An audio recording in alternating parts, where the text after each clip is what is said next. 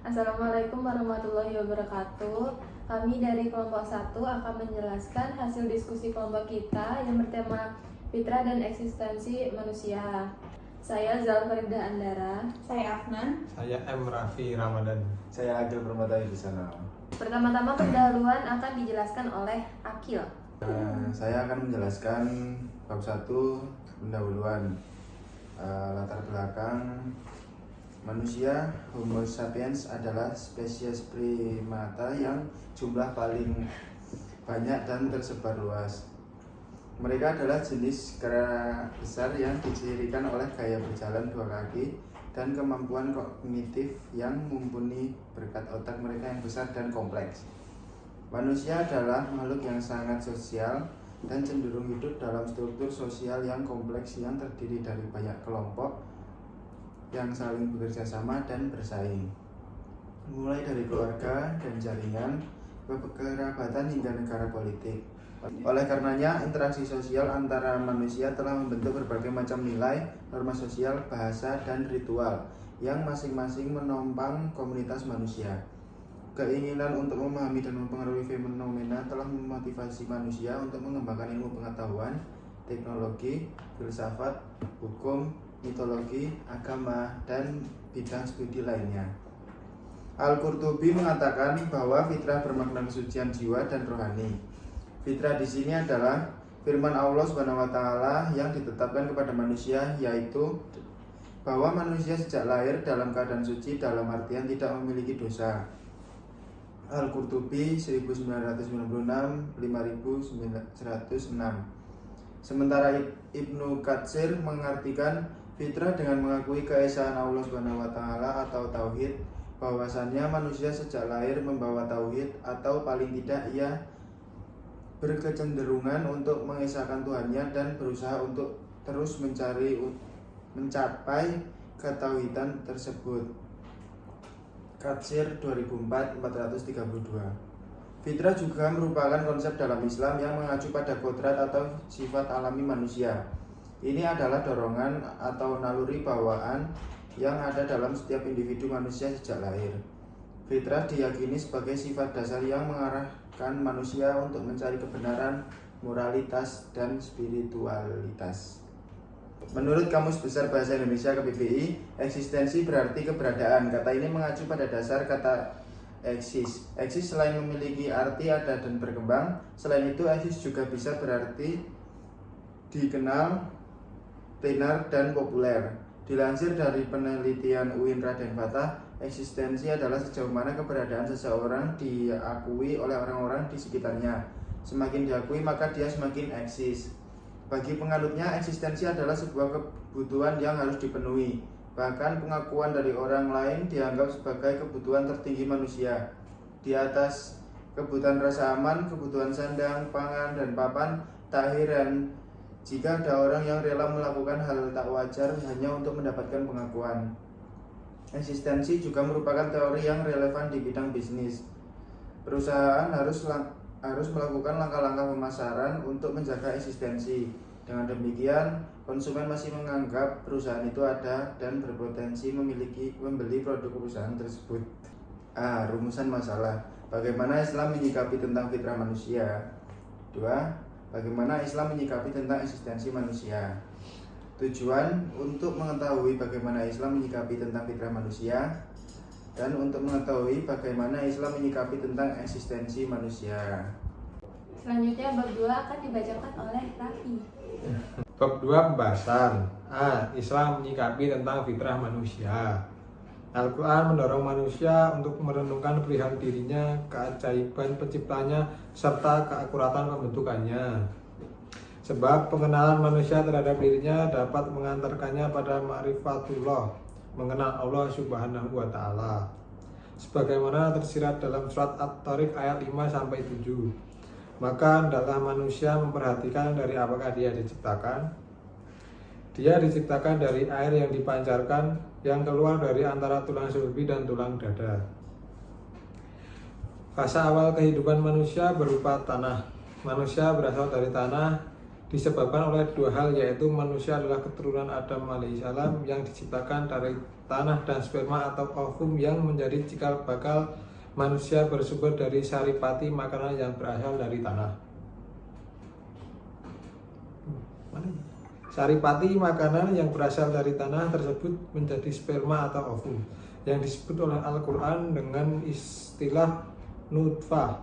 Kemudian sperma dan ovum tersebut menyatu dan menetap di rahim sehingga berubah menjadi embrio alaqah. Proses selanjutnya, embrio tersebut berubah menjadi segumpal daging mudghah.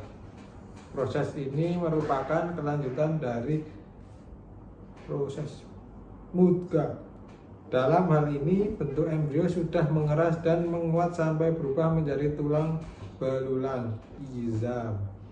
Proses penciptaan manusia selanjutnya adalah menjadi daging atau lahma. Proses penipuan ruh. Pada fase ini, embrio sudah berubah menjadi bayi dan mulai bergerak. Dan setelah sempurna kejadiannya, akhirnya lahirlah bayi tersebut ke atas dunia. Al-Quran menjelaskan bahwa manusia pasti dihinggapi oleh sifat mahmudah atau sifat terpuji dan sifat masmumah atau sifat tercela. Al-Jauziyah 2005-231.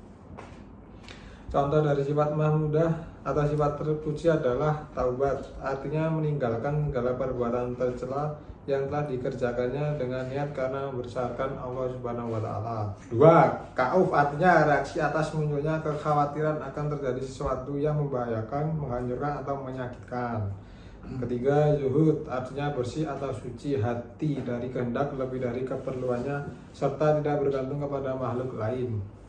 Artinya senantiasa mengingat bahwa harta yang dimilikinya adalah sebagai amanah dari Allah Subhanahu wa taala. Quran surat Al-Hadid 20. Sabar artinya tabah terhadap suatu ujian yang mendukacitakan. Quran surat Al-Baqarah 153. Dan yang kelima, syukur artinya menyadari bahwa semua nikmat yang diperolehnya baik yang lahir maupun yang batin semuanya adalah dari Allah Subhanahu wa taala dan merasa gembira dengan nikmat itu.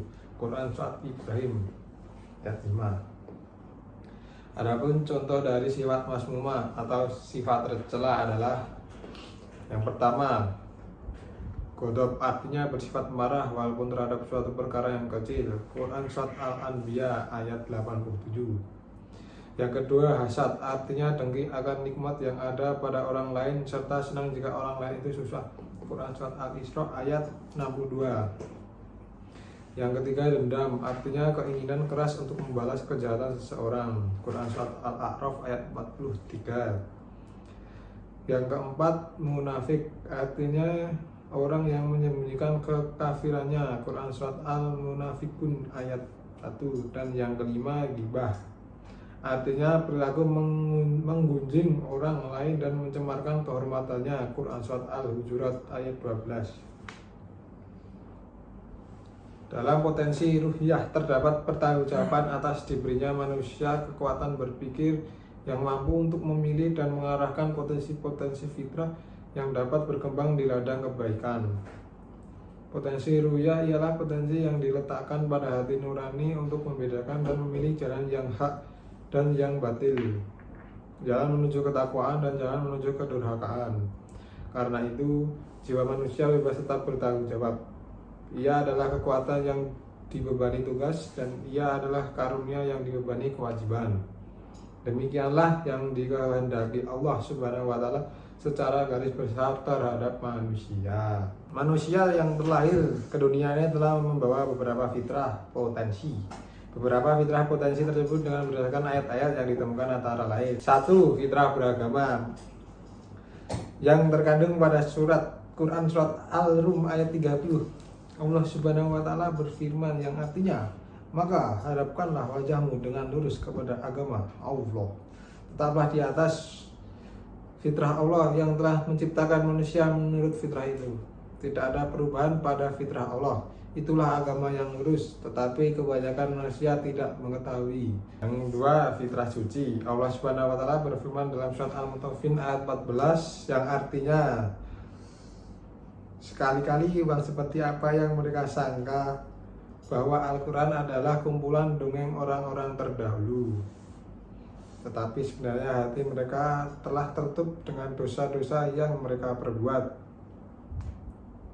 Juga bisa diartikan sungguh benar bahwa hati mereka telah tertutup dengan dosa-dosa yang mereka perbuat.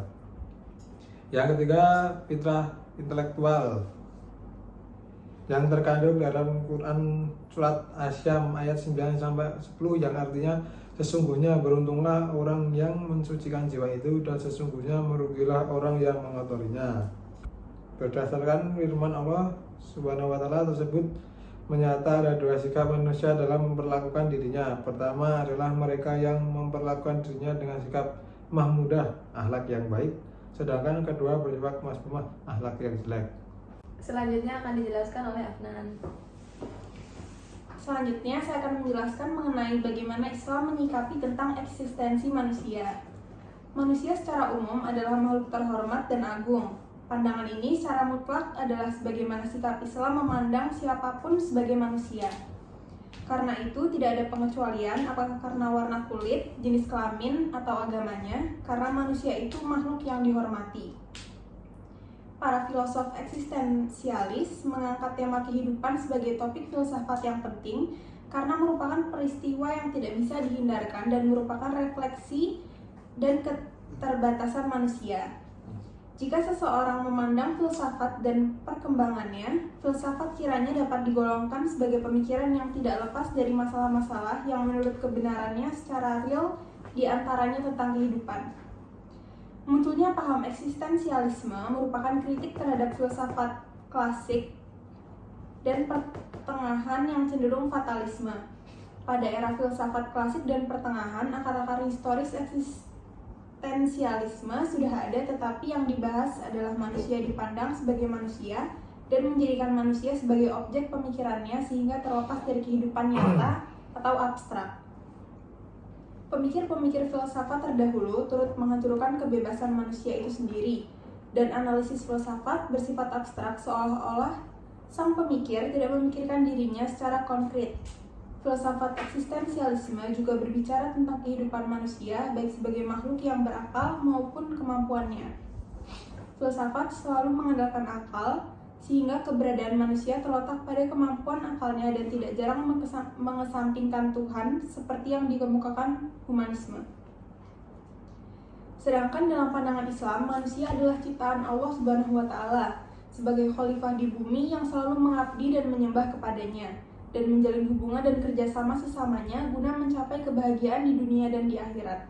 Islam juga membicarakan tentang eksistensi dan keberadaan manusia di muka bumi ini baik sebagai khalifah maupun sebagai hamba pencari kebenaran. Eksistensi manusia dalam pandangan Islam di samping diberikan akal, tetapi juga masih harus dilengkapi dengan amal soleh dan kolbunya. Inilah yang membedakan manusia dari binatang sehingga mampu menjadi khalifah di muka bumi ini. Allah Subhanahu wa taala berfirman pada Quran surat Al-Isra ayat 70 yang artinya, dan sesungguhnya telah kami muliakan anak-anak Adam. Kami angkut mereka di daratan dan di lautan. Kami beri mereka rizki dari yang baik-baik dan kami lebihkan mereka dengan kelebihan yang sempurna atas kebanyakan makhluk yang telah kami ciptakan. Dalam Al-Quran disebut manusia dengan pujian yang sangat tinggi dan celaan yang sangat jelek dalam berbagai ayatnya. Ini bukan berarti bahwa Al-Quran ini memuji dan mencela manusia dalam waktu yang sama, tetapi sebagai makhluk yang memiliki kesempurnaan dan kekurangan dengan menciptakan dalam dirinya potensi bagi dua macam tersebut. Manusia adalah makhluk yang dapat menjadi baik dan buruk karena ia adalah makhluk pemikul beban atau taklif. Selanjutnya saya akan menjelaskan kesimpulan. Dalam pandangan Islam, manusia dilahirkan dengan fitrah yang suci, yaitu cenderung kepada kebaikan, keimanan, dan mencari kebenaran. Fase awal kehidupan manusia berupa tanah. Manusia berasal dari tanah disebabkan oleh dua hal, yaitu manusia adalah keturunan Nabi alaihi salam yang diciptakan dari tanah dan sperma atau ovum yang menjadi cikal bakal manusia bersumber dari saripati makanan yang berasal dari tanah. Saripati makanan yang berasal dari tanah tersebut menjadi sperma atau ovum yang disebut oleh Al-Quran dengan istilah nutfah. Kemudian, sperma dan ovum tersebut menyatu dan menetap di rahim sehingga berubah menjadi embrio atau alaqah.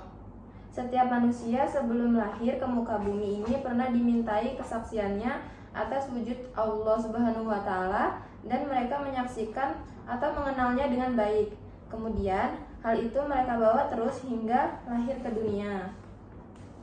Oleh karena itu, manusia betapapun besarnya dia, kuat dan kaya, namun dia tetap tidak dapat mengingkari bahwa dirinya tidak memiliki wujud dirinya sendiri dan tidak dapat berdiri sendiri dalam mengurus segala urusannya. Kemaksiatan yang terus-menerus dilakukan oleh manusia dapat menyebar dan menutupi hati yang suci. Maka, solusi terbaik untuk membersihkan hati adalah dengan cara menjauhi kemaksiatan.